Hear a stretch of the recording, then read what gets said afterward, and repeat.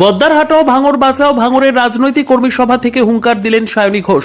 দক্ষিণ চব্বিশ পরগনা জেলার ভাঙর বিধানসভা তৃণমূলের কংগ্রেসের ডাকে রাজনৈতিক কর্মী সভা ভাঙর 2 নম্বর ব্লকের বিজয়গঞ্জ বাজারে অনুষ্ঠিত হয় এই কর্মী সভা। নির্বাচনের সময় দলের পিঠে ছুরি মেরেছে, তাদেরকে শনাক্ত করুন। পরে তো পরে আইএসএফ পরে, বিজেপি পরে, সিপিএম পরে, আগে তৃণমূলের মধ্যে যারা করেছে তাদেরকে শনাক্ত করুন।